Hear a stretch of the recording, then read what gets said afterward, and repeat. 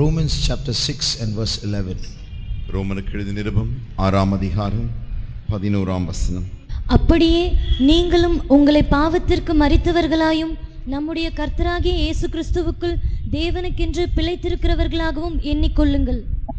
Before I start with this verse, I would like to start with a story. இந்த வசனத்தை நான் குறித்து பேசுவதற்கு முன்பாக இங்கே நிறுத்திவிட்டு ஒரு கதையோடு கூட நான் ஆரம்பிக்க விரும்புகிறேன். In that story, there is a man called Thomas Hunter. அந்த கதையிலே தாமஸ் ஹண்டர் என்கிறதான ஒரு நபர் உண்டு. It's a very long story. I'll just make it short. அது மிக பெரிய நீளமான கதை. அதை நான் சுருக்கமாக சொல்ல விரும்புகிறேன். This Thomas Hunter had a strange gift. இந்த தாமஸ் ஹண்டர் அவர்களுக்கு ஒரு நூதனமான ஒரு வரம் தாளந்து இருந்தது. He discovered that one day that when he went to sleep, ஒரு நாள் அவர் தூங்க போகும் பொழுது ஒரு காரியத்தை அவர் கண்டுபிடித்தார். He started dreaming, and when he dreamt, he was actually entering into another world. அவர் அந்த கனவிலே அப்படி கனவு கண்டு கொண்டிருந்த பொழுது அதிலே அவர் ஒரு புதிய உலகத்திற்குள் பிரவேசிக்கிறதாக கண்டு கொண்டிருந்தார். So in that world there were people, அந்த உலகத்தில் தானே ஜனங்கள் உண்டாயிருந்தார்கள். and that world was the current day world. அந்த அவர் கண்ட உலகம்தான் இன்றைக்கு இருக்கிறதான இந்த உலகத்தை அவர் அங்கே கண்டார். When he slept in that world, he started dreaming and he came back into his original world. அந்த உலகத்திலே போய் அவர் அங்கே தூங்கின பொழுதுதானே ஒரு கனவை கண்டு அவர் அதிலிருந்து இந்த உலகத்திற்கு வந்து விட்டார். That was the world of the ancients. அது ஆதி காலத்து உலகமாயிருந்தது. And in that ancient world where Thomas Hunter was, there were some books, secret hidden books. அந்த ஆதி காலத்திலே தாமஸ் ஹண்டர் இருந்தாரே அக்கால கட்டத்தில் தானே சத்தியங்களை மறைத்ததான சில புத்தகங்கள் உண்டாயிருந்தது. So they were hidden books. No others, normal people didn't have access to it. அந்த புத்தகங்கள் யாவுமே மறைக்கப்பட்டு ஒளிக்கு வைக்கப்பட்ட புத்தகங்கள். அது மற்றவர்களால் எடுத்து வாசிக்க முடியாது. When he started reading those books, அந்த புத்தகத்தை அவர் எடுத்து வாசித்த பொழுது he saw many things written about the future world. வருங்காலங்களில் இருக்கிறதான உலகத்தை குறித்த அநேக காரியங்கள் அந்த புத்தகத்தில் எழுதப்பட்டதாக அவர் அங்கே வாசித்திருக்கிறார். And that was the world into which he would wake up whenever he slept and dreamt. எப்பொழுதெல்லாம் அவர் எழுந்து நன்றாக அந்த கனவை காண்கிறாரோ அப்பொழுது யாவுமே அவர் எப்பொழுதெல்லாம் தூங்கி கனவை காண்கிறாரோ அப்பொழுதெல்லாம் அவர் அந்த உலகத்திற்குள் சென்று விடுவார். So now when he slept and came into his first world and saw these books, he realized that he could in fact sleep and dream and go into the other world and help them in the light of these books. அவர் முதலாவது தூங்கி கனவை கண்டு ஒரு உலகத்தை கண்டார் அல்லவா, அந்த உலகத்துக்குள்ளே போய் அங்கு மறைத்து வைக்கப்பட்டிருந்த புத்தகங்களை எடுத்தெல்லாம் வாசித்து அந்த காரியங்களை திரும்பவுமாக தூங்கி ஒரு கனவை கண்டு மறு உலகத்தை கண்டு அந்த உலகத்திற்குள்ளே போய் வாசித்து இந்த காரியங்கள் யாவற்றையும் அவர்களுக்கு சொல்லி ஜனங்களுக்கு உதவி செய்ய அவர் விரும்பினார்.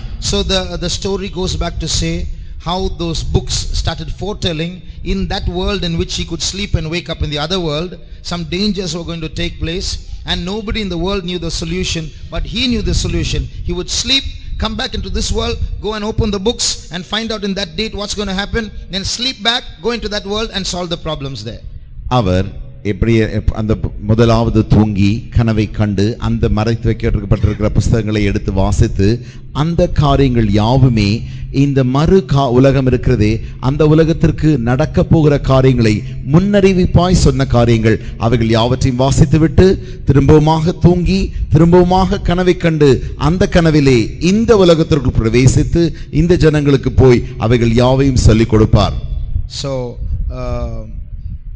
I'm going to compare that story with the verse that we just read now.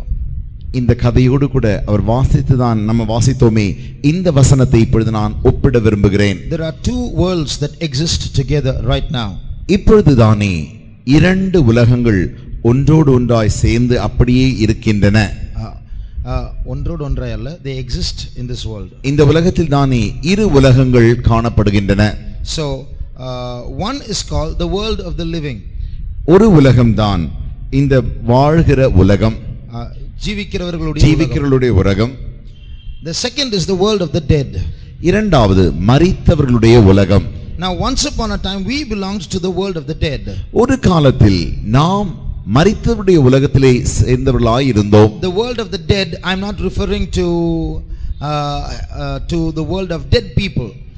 மரித்தவருடைய உலகம் என்று சொல்லும் பொழுது செத்து போய் விட்டார்களே அவர்கள் இருக்கிறதான அந்த உலகத்தோடு கூட நான் ஒப்பிட்டு சொல்கிறதில்லை. When I say world of the dead, that's only part of it. அப்படி நான் மரித்தவருடைய உலகம் என்று சொல்லும் பொழுது அந்த உலகத்தின் அது ஒரு பகுதியாக மாத்திரமாக இருக்கிறது. The world of the dead refers to people who are physically alive but dead to God. மரித்தவருடைய உலகம் என்று சொன்னால் ஜனங்கள் சரீர பிரகாரமாய் உயிரோடு இருப்பார்கள், ஆனால் தேவனுடைய பகுதியிலோ அவர்கள் செத்து போனவர்களாய் இருப்பார்கள். So they are functioning just like every other human being, but in God's sight they are dead. அவர்கள் மற்ற மனுஷர்களைப் போலவே எல்லா காரியங்களும் செய்வார்கள், ஆனால் தேவனுடைய பார்வையிலே அவர்கள் அப்படி செய்தாலும் செத்து போனவர்களாகவே இருக்கிறார்கள். The Bible says, "Ye were once dead in trespasses and sins." பாவத்திலும் மீறுதல்களிலும் ஒரு காலத்தில் மரித்து கிடக்கப்பட்ட நாம் என்று வேதம் சொல்கிறது. She that liveth in pleasure is dead while she liveth, the Bible says. வேதம் சொல்கிறது சுகபோகமாய் வாழ்கிறவள் உயிரோடு செத்தவள் என்று வேதம் சொல்கிறது. So there is a possibility to be dead while you're alive, dead to God. ஆகையினாலே நீங்கள் உயிரோடு இருக்கும் பொழுது தானே தேவனுடைய பகுதியில் செத்தவர்களாய் இருப்பது என்பது ஒரு சாத்தியமான காரியமாய் இருக்கிறது. Recently I met a pastor from another church. சமீப காலத்தில் வேறொரு சபையில் இருக்கிறதான போதகரை நான் சந்தித்தேன். He was going to a particular church. அவர் ஒரு குறிப்பிட்ட சபைக்கு போய் கொண்டிருந்தார். And he saw in a vision or in a dream some people who are members of that church who are alive, but in the dream they are in hell. அவர் சொப்பனத்திலோ அல்லது கனவிலோ கண்ட காரியம் என்னவென்றால் அவருடைய சபையில் ஒரு கூட்ட ஜனங்கள் அவர் பார்க்கிறார். அந்த ஒரு கூட்ட ஜனங்கள் அந்த கனவில் தானே அவர்கள் நரகத்திலே காணப்படுகிறார்கள். One of them was full of scorpions from head to foot. தலையிலிருந்து பாதம் வரைக்கும் அதிலிருந்தவரில் ஒருவர் தேளை போல அவர் முழுவதுமாக தேள்களால் நிறையப்பட்டவராய் இருந்தார். Another person was full of insects from head to foot. மற்ற ஒருவர் பூச்சியினாலே தலையிலிருந்து பாதம் வரைக்கும் நிரப்பப்பட்டவராய் இருந்தார். But they are all living people alive in this world. அவர்கள் எல்லாருமே உயிரோடு கூட இந்த உலகத்தில் இருக்கிறவர்கள் தான், இந்த உலகத்தில் வாழ்ந்து கொண்டிருக்கிறவர்கள். But in the dream they are in hell, they are like this pathetic condition. கனவில் இந்த சொப்பனத்தில் தானே அவர்கள் இப்பொழுது நரகத்திலே இந்த பயங்கரமான சூழ்நிலையில் பரிதாப சூழ்நிலையில் அவர்கள் இருக்கிறார்கள். So God was pointing to him that they are in the world of the dead though they are alive, because there are some sins troubling their life. அவர்களுடைய வாழ்க்கையிலே சில பாவங்கள் போராடி கொண்டிருக்கிறபடினாலே தேவன் இந்த போதகரை வெளிப்படுத்தி கொடுத்தார். அவர்கள் உயிரோடு கூட இருந்தாலும் அவர்கள் மரித்தவர்களாய் இருக்கிறார்கள் என்று வெளிப்படுத்தி கொடுத்தார். So they are alive but they are part of the world of the dead. அவர்கள் உயிரோடு இருந்தாலும் கூட செத்து போனவர்களுடைய மரித்தவர்களின் உலகத்தில் அங்கத்தினர்களாய் அவர்கள் இருக்கிறார்கள். So what happened is once we were there in that world, நாமும் கூட ஒரு காலத்தில் அந்த உலகத்தில் தானே காணப்பட்டோம். What happened was we died in that world, just like Thomas Hunter sleeps and wakes up in another world. We died to that world and now we are alive in the land of the living.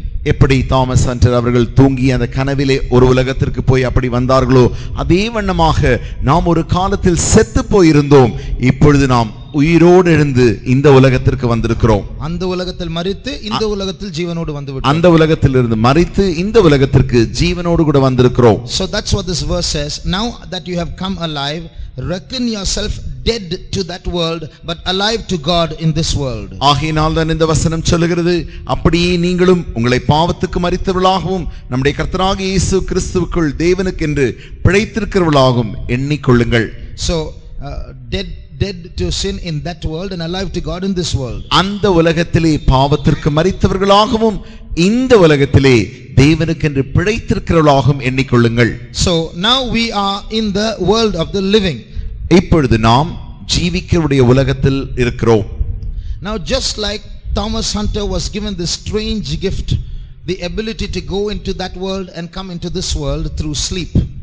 எப்படி Thomas Hunter அவர்களுக்கு ஒரு தூக்கத்தினூடாய் இந்த உலகத்திற்கு செல்லவும் அங்கிருந்து வெளியே வரவும் அந்த உலகத்திற்குள் செல்ல வெளியே வரவும் எப்படி அவருக்கு கிடைத்ததோ, we also have been given, we are in this world but we have been given access to that world, the land where dead people are. That's the outside normal world. அதே வண்ணமாக நாம் இந்த ஜீவிக்குடைய உலகத்தில் இருந்தாலும் கூட மரித்தவருடைய உலகத்திற்கு நாம் செல்லக்கூடிய அளவிற்கு நமக்கு வாய்ப்புகள் உண்டு. So the people who are our colleagues in work and our college mates and classmates and people who don't know Christ, they're all dead to God and in the world of the dead. நம்முடைய சக வேலை செய்கிற நம்மோடு கூட சகமாய் வேலை செய்கிறவர்கள், நம்முடைய பள்ளி அல்லது கல்லூரியிலே உடன் படிக்கிறவர்கள், அவர்கள் யாவருமே அந்த மரித்தவர்களின் உலகத்திலே காணப்படுகிறார்கள். We had VBS in the month of May.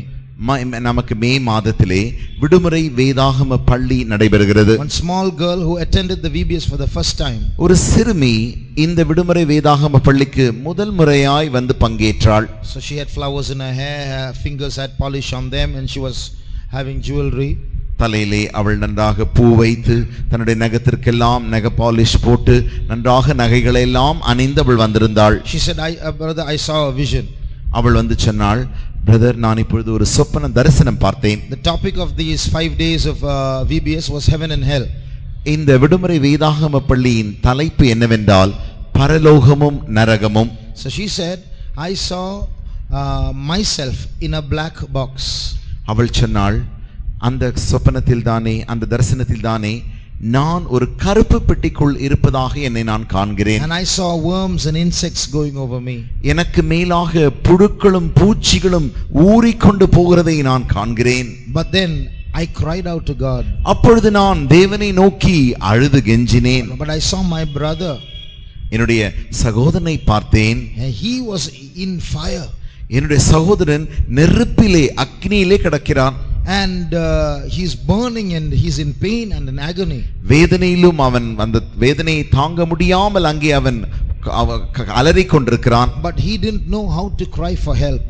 எப்படி உதவிக்காக அழுவதென்பதை அவன் அறியாமல் இருக்கிறான். So her brother had not come for the VBS. ஏனென்றால் அவளுடைய சகோதரன் அந்த விடுமுறை வேதாகம பள்ளிக்கு வரவில்லை. She is alive, her brother is also alive at home, but in the vision both are in hell. இவளும் அந்த சகோதரனும் உயிரோடு கூட தான் இருக்கிறார்கள். ஆனால் அந்த தரிசனத்திலே இவர்கள் இருவருமே நரகத்தில் இருப்பதாக காண்கிறாள். But in the vision she herself is realizing, I came to VBS and I have learned how to cry out to Jesus. So in that vision I had hope, but my brother doesn't know about Jesus. He's in pain, but he doesn't know what to do about it. அவள் கண்ட தரிசனத்தில் தானே அவள் சொல்லுகிறாள், நான் இப்பொழுது நரகத்தில் தான் இருக்கிறேன், என்றாலும் தேவனை நோக்கி எப்படி அழுவது என்பதை நான் நன்றாக கற்றுக்கொண்டிருக்கிறேன். ஆனால் என் சகோதரனோ இதற்கு வரவே இல்லை, அவனுக்கு எப்படி தேவனை நோக்கி அழுவது என்று தெரியாதே என்று சொன்னாள். So the people whom you are acquainted with every day in the outside world are all in hell, in the world of the dead. இந்த வெளி உலகத்திலே நீங்கள் பழகிக் கொண்டிருக்கிற யாவருமே அவர்கள் அந்த மரித்தவர்களின் உலகத்திலே காணப்படுகிறார்கள். But now, like Thomas Hunter, you are on this side and you have access to the word of God, where secrets about that world are revealed to you, they themselves don't know.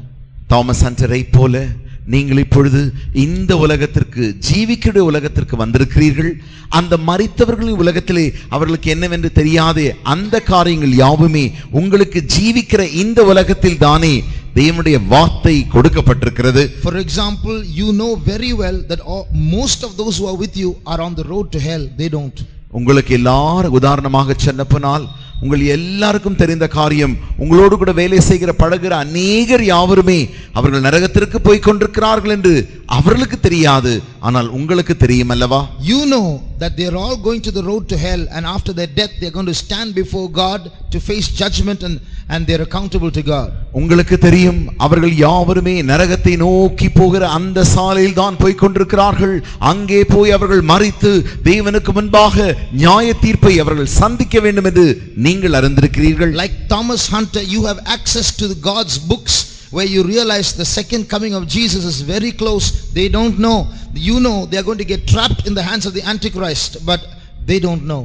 Thomas ஹண்டரை போல நீங்கள் இப்பொழுது இந்த உலகத்திற்குள் வந்து மறைக்கப்பட்டதான அந்த புத்தகங்கள் உங்களுக்கு கொடுக்கப்பட்டிருக்கிறது. அந்த வேதங்கள் கொடுக்கப்பட்டு இயேசு கிறிஸ்து வருகிறார் என்று, இரண்டாம் முறை வருகிறார் என்று உங்களுக்கு அறிவிக்கப்பட்டிருக்கிறது.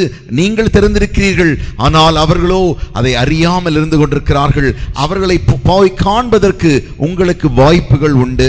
So God has given you that gift to transition from here to there, from there to here. அங்கிருந்து இங்கு வரவும் இங்கிருந்து அங்கே செல்லக்கூடிய அந்த மறுரூபத்தின் வரத்தை தேவன் உங்களுக்கு தந்திருக்கிறார். So Thomas Hunter, he didn't just play saying I'll dream and go into that world and then do something and dream and come back into this world. Thomas Hunter அவர்கள் தூங்கிவிட்டு நான் இந்த உலகத்திற்கு போய் அங்கே கனவை கண்டு அந்த உலகத்தை பார்த்து வருகிறேன், மிருகமாக தூங்கி நான் மற்ற உலகத்திற்கு போய் கனவிலே நான் மற்ற உலகத்துக்கு போய் வருகிறேன் என்று சும்மா அப்படி அவர் யோசிக்கவில்லை.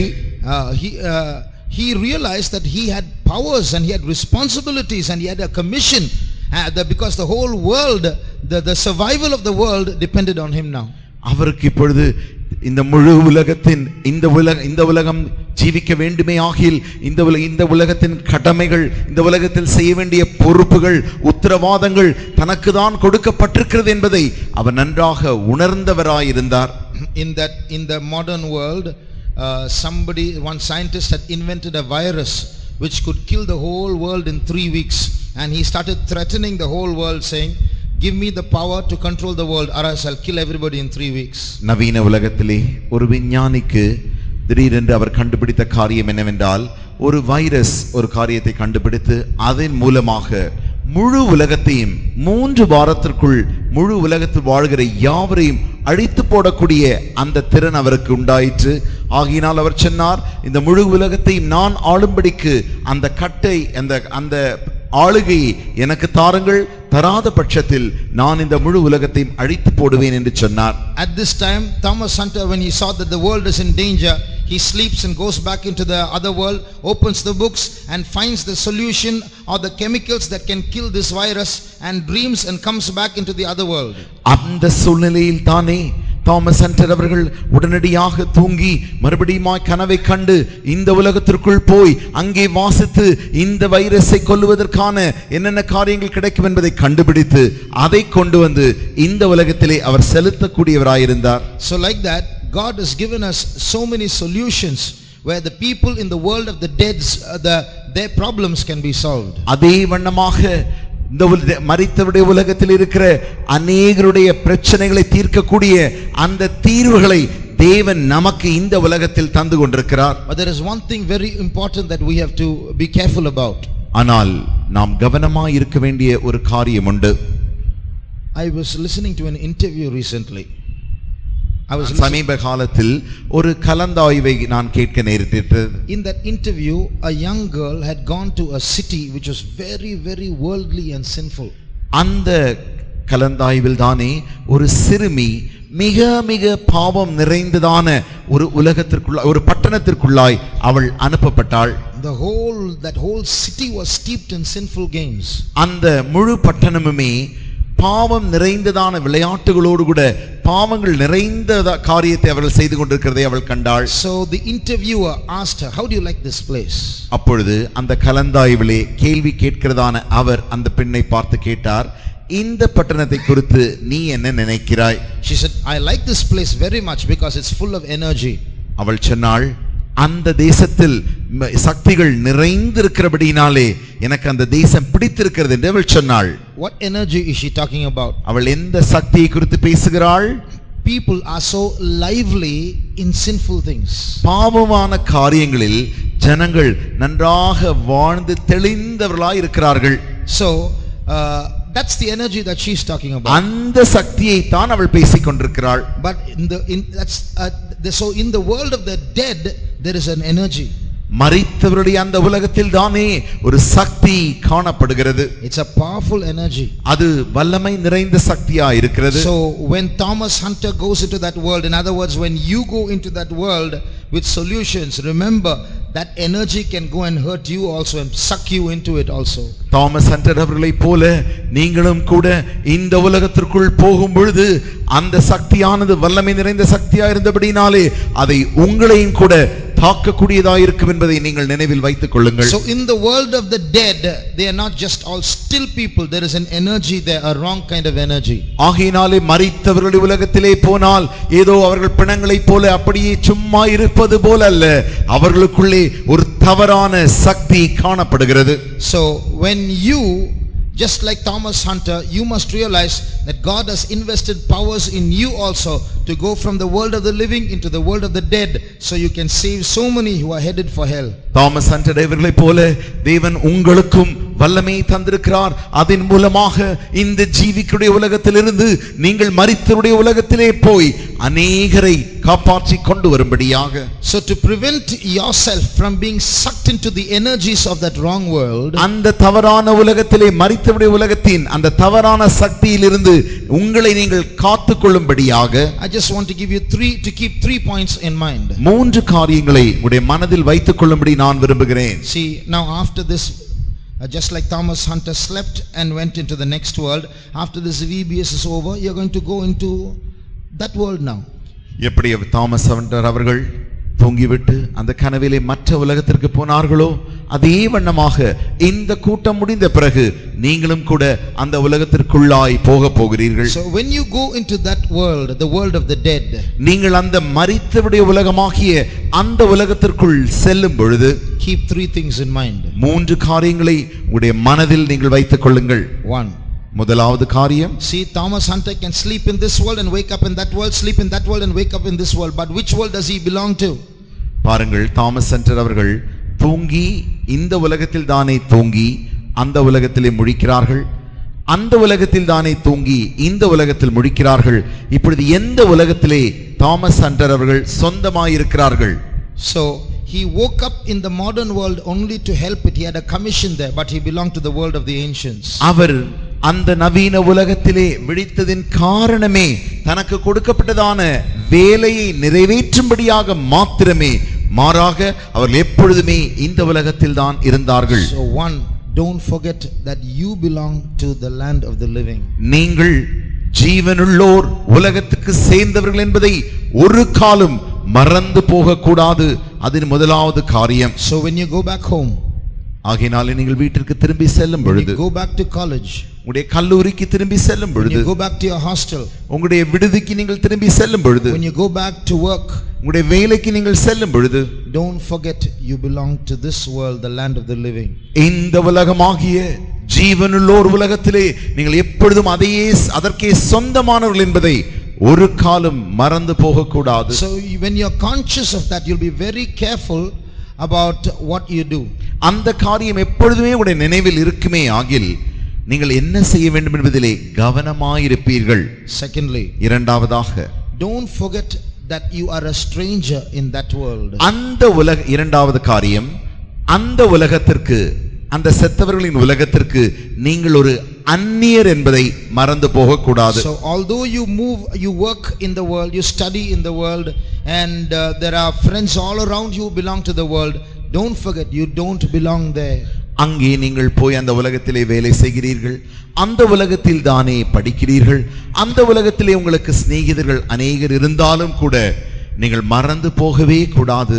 நீங்கள் அந்த உலகத்திற்கு சொந்தமானவர்கள் அல்ல, அல்லது அந்த உலகத்திலே நீங்கள் அந்நியராயிருக்கிறீர்கள். When Jesus came into this world, இயேசு இந்த உலகத்திற்கு வந்த பொழுது, he slept in that world and woke up in this world. அவர் அந்த உலகத்தில் தூங்கி இந்த உலகத்திலே விழித்தார். But he said, I am not of this world. ஆனால் அவர் சொன்னார், நான் இந்த உலகத்திற்கு சொந்தமானவன் அல்ல. He also told his disciples, you are not of this world. அதே போல தன்னுடைய சீஷர்களை பார்த்தும் சொன்னார், நீங்களும் இந்த உலகத்தார் அல்ல. So we all should never forget we don't belong to this world. ஆகையினாலே நாம் எப்பொழுதுமே மறந்து போக கூடாத ஒரு காரியம், நாம் யாவரும் இந்த உலகத்தார் அல்ல. Now just imagine Jesus. இயேசுவை நீங்கள் நினைத்து பாருங்கள். Supposing he was here today. உதாரணமாக அவர் இங்கே இன்றைக்கு இருப்பாரே ஆகில், supposing he wore Ray-Ban spectacles and came here. அவர் இங்கே வந்து நல்ல நவீனமான ஒரு கண்ணாடியை மாட்டிக்கொண்டு இங்கே வந்து நின்றிருப்பாரே ஆகில், cooling glasses, அவர் கருப்பு கண்ணாடியை மாட்டி இங்கே நின்று கொண்டிருப்பாரே ஆகில், and then came with jeans and then tried to address us. இங்கே வந்து அவர் நல்லாக ஜீன்ஸை நவீன உடையை அணிந்து கொண்டு வந்து நம்மோடு கூட பேச வருவாரே ஆகில், what will you say? நீங்கள் என்ன சொல்லுவீர்கள்? You know, in America there is a man called Jose Louis. He says, I am Jesus. உங்களுக்கு தெரியுமா, அமெரிக்காவிலே ஒருவர் ஹோசே லூயி என்கிற ஒருத்தர் இருந்தார். அவர் சொன்ன இருக்கிறார். அவர் என்ன சொல்லுகிறார் என்றால், நான் தான் இயேசு என்று சொல்லி திரிகிறார். He says, yes, I'm Jesus. நான் தான் இயேசு என்று சொல்லி திரிகிறார். He's got hundreds of followers. He's got hundreds of churches. அவருக்கு நூற்றுக்கணக்கானோர் அவரை பின்பற்றுகிறார்கள். அவருக்கென்று நூற்றுக்கணக்கான சபைகளும் உண்டாகிவிட்டது. He wears Ray-Ban spectacles. அவர் அந்த கருப்பு கண்ணாடி அணிந்து செல்வார். He's got a Rolls-Royce car that costs about $1.5 crores of dollars. 1.5 கோடி டாலர் மதிப்புள்ளதான அந்த ரோல்ஸ் ராய் என்று சொல்லக்கூடிய விலையேற பெற்ற ஒரு கார் அவருக்கு உண்டு. He's got a watch that costs about say 2 lakhs rupees. அவருடைய கையில் இருக்கிறதான அந்த கை கடிகாரமானது 2 லட்சம் ரூபாய் மதிப்புள்ளதாய் இருக்கிறது. He's got a gold chain around his neck. அவருடைய கழுத்திலே நல்ல ஒரு தங்க சங்கிலி அணிவிக்கிறார். He's living with his second wife currently. இப்பொழுது தன்னுடைய இரண்டாவது மனைவியோடு கூட தான் அவன் வாழ்ந்து கொண்டிருக்கிறார். And very often he has his meetings in the pub. அநேக முறை அவன் நடத்துகிற கூட்டங்கள் யாவுமே நன்றாக குடித்து செயல்படுகிறதான அந்த பப்பில் தானே வைத்து கூட்டத்தை நடத்துகிறார். You say you're Jesus but you're drinking liquor. நீ சொல்லுகிறாய் உன்னை இயேசு என்று, ஆனால் நீ இப்பொழுது சாராயம் குடிக்கிறாயே. Jesus drank wine. That's his answer. உடனடியாக அவர் சொல்லுகிற பதில் என்னவென்றால், இயேசு திராட்சரசம் குடித்தார். Many people are taking banners against him and having processions against him and calling him Antichrist. He has 666 on his t-shirt. அநேகர் அவர் அணிந்திருக்கிற அந்த சட்டையில் தானே 666 என்கிற முத்திரையுள்ள அந்த சட்டையை அவர் அணிவிக்கிறார். அவருக்கு விரோதமாக அநேகர் கூட்டமாக நின்று அவருக்கு விரோதமாய் நன்றாக சுட்டிக்காட்டிகளை எல்லாம் காட்டி அவருக்கு விரோதமாய் சில போராட்டங்களை ஜனங்கள் நடத்துகிறார்கள். They say he's Satan, he's Antichrist and so on. அவர்கள் சொல்கிறார்கள் இவர் பிசாசு, இவன் தான் அந்திக்கிறிஸ்து என்று சொல்கிறார்கள். In one pub he's sitting there and having a cigarette in his mouth and he's asking, give me a lighter. ஒரு பப்பிலே குடிக்கிறதான இடத்தில் போய் உட்கார்ந்து அங்கே தன்னுடைய வாயிலே அந்த சிகரெட்டை வைத்துவிட்டு அதை கொளுத்தக்கூடிய அந்த நெருப்பு விளக்கை எனக்கு தாருங்கள் என்று கேட்டார். So many are against him. ஆகினால் அநேகர் அவருக்கு விரோதமாய் இருக்கிறார்கள். So in a TV interview they asked him, so many people are against you, what do you have to say to them? தொலைக்காட்சி பெட்டியிலே அவரோடு கூட ஒரு கலந்தாய்வு செய்து, இப்படி உனக்கு விரோதமாய் இவ்வளவு பேர் எழும்புகிறார்களே, நீ என்ன சொல்லுகிறாய் என்று கேட்ட பொழுது he said, what I have to say is, Father, forgive them for they know not what they do. அவர் என்ன சொன்னார்? நான் சொல்ல வேண்டியதுதான் சொல்ல வேண்டும். பிதாவே, இவர்களுக்கு மன்னியும், தாங்கள் செய்கிறதை இன்னதென்று அறியாதிருக்கிறார்களே. So that's the modern day Jesus. அதுதான் நவீன உலகத்தின் இயேசுவாய் இருக்கிறார். So don't forget you don't belong here. ஆகையினால் இந்த போகிறதான உலகத்திலே நீங்கள் சொந்தம் அல்ல என்பதை ஒரு காலம் நீங்கள் மறந்து போக கூடாது. So just like you are laughing at this man, எப்படி நீங்கள் இந்த மனிதனை காரியத்தை கேட்டு நீங்கள் சிரிக்கிறீர்களோ, don't you think that you who are supposed to be living like Jesus, when you dress like the people of this world and talk like the people of this world and behave like this, lead a double life, heaven will also be laughing at you? நீங்கள் இப்பொழுது சிரித்தீர்களோ, அதே வண்ணமாக நீங்கள் இயேசுவை போல ஜீவிக்க வேண்டியதான நீங்கள் இந்த உலகத்தாரை போல உடைகளை அணிவித்து உலகத்தாரை போல நீங்கள் பேசி நடை உடை பாவனைகளை செலுத்தும் பொழுது பரலோகம் உங்களை பார்த்து சிரிக்காதா என்ன? Thirdly, மூன்றாவதாக, don't forget that when you leave this youth meeting and go into the world of the dead, இந்த வாலிபர் கூட்டத்தை முடித்துவிட்டு மரித்தோருடைய அந்த உலகத்திற்கு நீங்கள் போகும் பொழுது நீங்கள் மறக்க கூடாத காரியம், you are not going there because your house is there. உங்களுடைய வீடுகள் அங்கே இருப்பதினாலே நீங்கள் அங்கே போகவில்லை. You are not going there because you have to go to work there or study there. நீங்கள் படிக்க வேண்டும் என்பதினாலோ அல்லது வேலை செய்ய வேண்டும் என்பதினாலோ நீங்கள் அந்த உலகத்திற்குள் போகவில்லை. Like Thomas Hunter, you have a divine commission. Thomas ஹண்டர்களுக்கு எப்படி கிடைத்ததோ அதே வண்ணமாக ஒரு தெய்வீக உத்தரவாதம் உங்களுக்கு கொடுக்கப்பட்டிருக்கிறது. That world of the dead out there is in danger and they are going to be trapped and you know the solution. இந்த மரித்தவருடைய உலகத்தில் இருக்கிறவர்கள் ஆபத்தில் இருக்கிறார்கள், அவர்கள் கண்ணியிலே மாட்டிக்கொள்ள போகிறார்கள், நீ அதை நன்றாக அறிந்திருக்கிறாய். So don't forget that you belong to that world, the world of the living. ஆகையினாலே ஜீவனுள்ள ஒரு உலகத்திற்கு நீ சொந்தமானவன் என்பதை அங்கே போகும் பொழுது ஒரு கால் நீ மறந்து போக கூடாது. Don't forget secondly that you don't belong to that world of the dead. இரண்டாவதாக அந்த மரித்தோருடைய உலகத்திலே நீ சொந்தம் அல்ல என்பதை இரண்டாவதாக நீ ஞாபகத்தில் வைத்துக்கொள். Thirdly, மூன்றாவதாக don't forget that when you enter into that world, it's with a divine commission, not for any other reason. நீ அந்த மரித்தோருடைய உலகத்திற்கு போகிறாயே, அங்கே நீ போகும் பொழுது ஒரு தெய்வீக உத்தரவாதத்தின் நிமித்தமாய் நீ அங்கே போகிறாய் என்பதை நீ மறந்து போகக்கூடாது. So you have the solution to kill the virus that is killing many people in that world. அந்த உலகத்திலே கொண்டிருக்கிறதான அந்த வைரஸை கொல்லும்படிக்கு உனக்கு தீர்வுகள் அநேகம் கிடைத்திருக்கிறது. Fourthly, நான்காவதாக, if you are irresponsible, don't forget that there is a day when you have to give account. நீ உத்தரவாதமற்றவனாயிருப்பாயே ஆகில் மறந்து போகாதே, ஒரு நாள் வரும், அந்நாளில் நீ கணக்கு ஒப்புவிக்க வேண்டும். There is a day when this earth is going to be folded up and rolled up like a scroll. The heavens are going to roll back like a scroll. Everything that you see is going to be folded up and go into oblivion, into nothingness. At that day we have to stand before God and give accounts to what you've done. ஞாபகத்தில் வைத்துக் கொள்ளுங்கள், வாழ்கிறோமே இந்த உலகம் யாவும் அவைகள் முற்றுக்கட்டையாய் மடித்து சுருட்டி உருட்டி விடப்படும். நீங்கள் காண்கிற வானங்கள் யாவும் சுருட்டி மடித்து உருட்டுக்கட்டையாய் அனுப்பப்படும். அப்பொழுது இந்த பூமி என்பது ஒன்று இறையாமலே போய்விடும். அந்நாளில் தானே நீங்கள் அந்த நியாய தீர்ப்பிலே அந்நாளில் வந்து நிற்க வேண்டும் என்பதை மறந்து போக வேண்டாம். What would have happened if Thomas Hunter decided not to sleep and go into that world?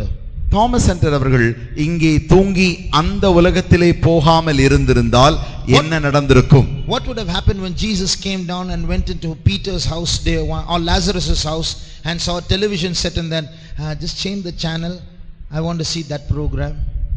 இயேசு அவர்கள் இந்த பூமியில் வந்த பொழுதுதானே பேதுருவின் வீட்டிற்கு போய் அங்கே அல்லது லாசருவின் வீட்டிற்கு போய் அங்கே இருக்கிற தொலைக்காட்சி பெட்டியை வைத்து நீ இந்த சேனலுக்கு மாற்று, இந்த புரோகிராமை நான் பார்க்க வேண்டும், இந்த காட்சியை நான் காண வேண்டும் என்று இயேசு சொல்லி இருந்தால் என்ன நடந்திருக்கும்?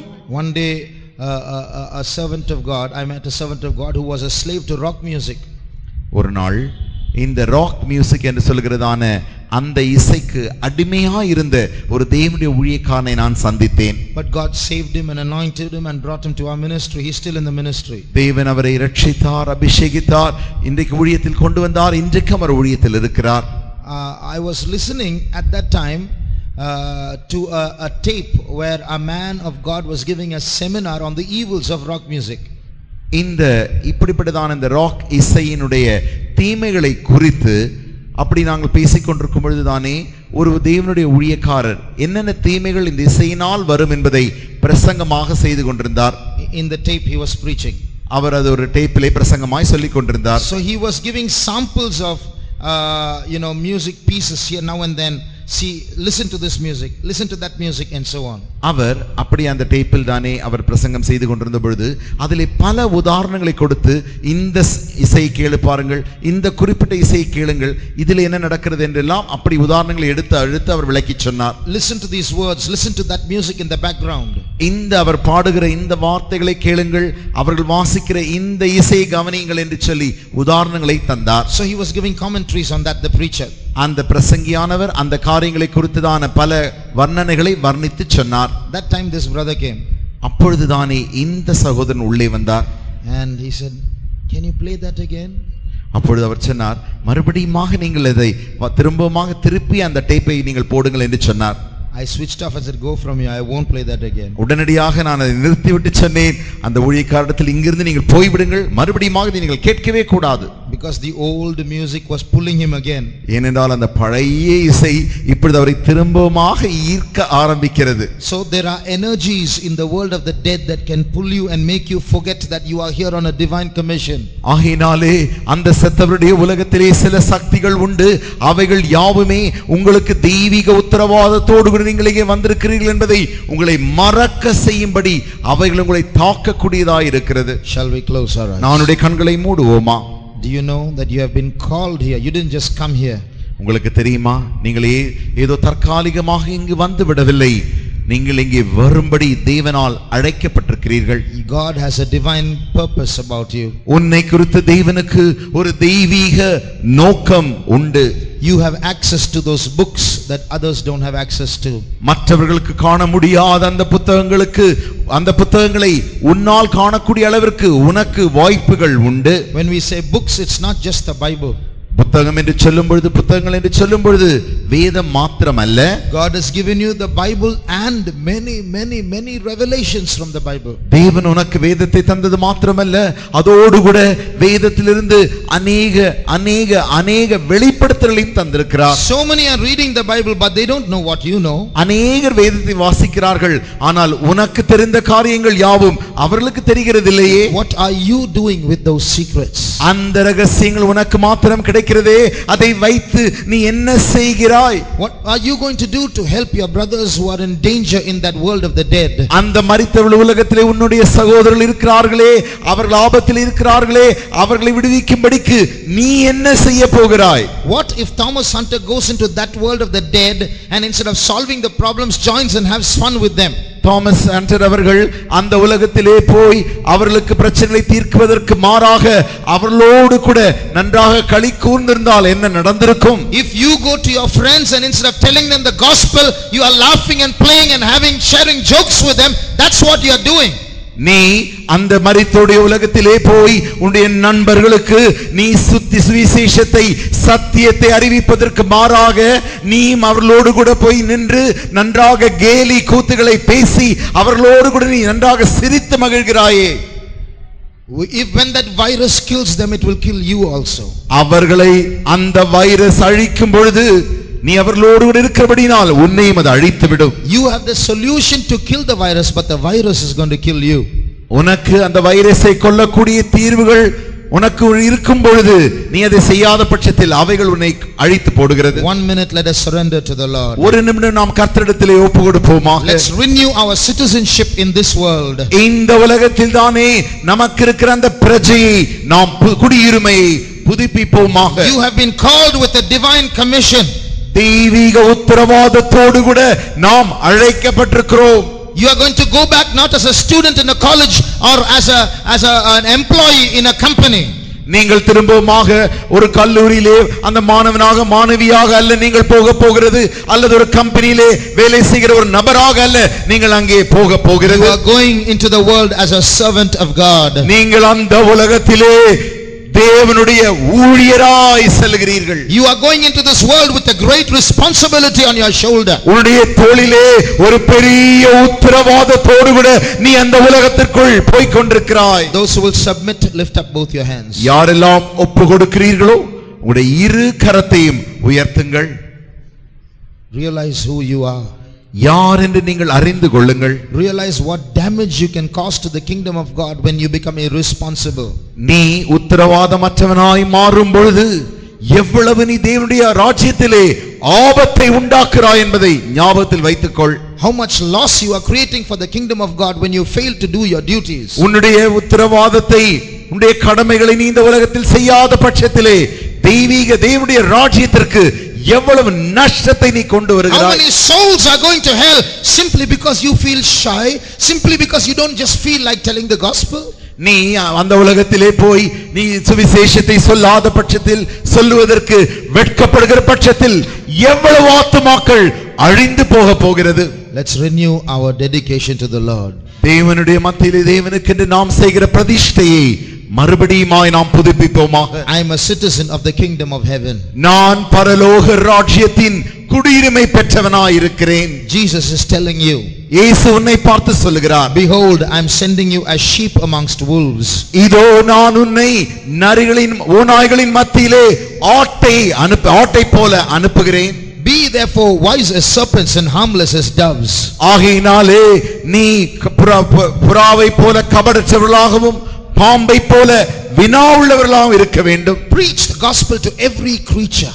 எல்லா சிருஷ்டிக்கும் நீ சுவிசேஷத்தை பிரசங்கிப்பாயாக. Preach the word, be instant in season and out of season.